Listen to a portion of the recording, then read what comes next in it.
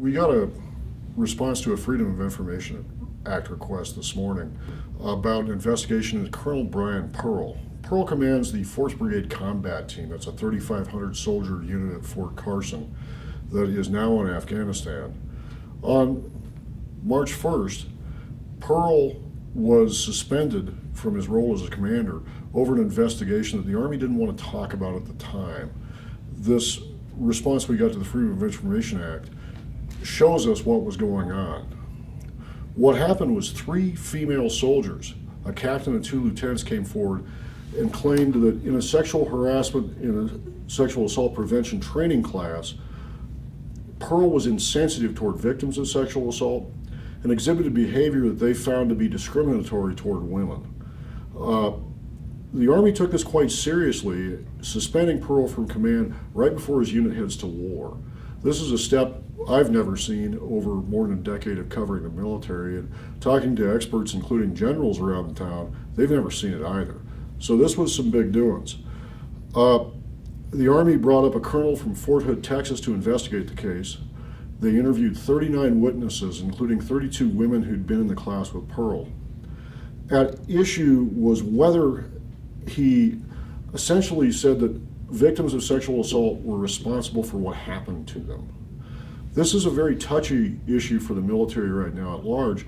In 2013, the Army came out with a report, the Pentagon came out with a report that said that there were 23,000 incidents of unwanted sexual contact throughout the military in the prior year. It's a huge number when you look at the active duty military. It's about 1.2 million troops. That's a whole lot of bad stuff going on. They have instituted some pretty rigorous sexual assault prevention training throughout the armed forces. Pearl was holding a class to get his unit ready to go to Afghanistan, where they're all going to be living in pretty close confines. And he took the step of bringing in all of the females from his brigade for this class and excluding the males. So about 33 women in this room for this talk. The report reveals various sides of the discussion. The 3 were pretty convinced that Pearl was discriminatory toward women in some of his comments, specifically in some comments about women needing to use the buddy system to avoid sexual assaults and things like that. Other soldiers, 29, said that Pearl did an outstanding job of telling them where things are at in terms of sexual assault and how to save themselves from it.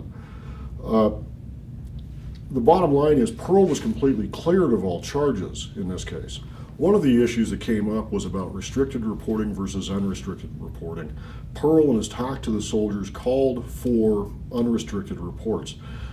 These are reports that can lead to prosecution. The women say that Pearl, the women who accuse Pearl, say that he should have given more leeway for unrestricted reports, which allow victims of sexual assault to report what happened to them anonymously and still get treatment through the Army to cure whatever behavioral health issues occur after that.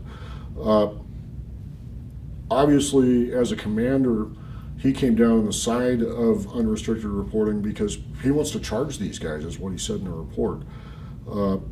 And the investigator found that that was appropriate.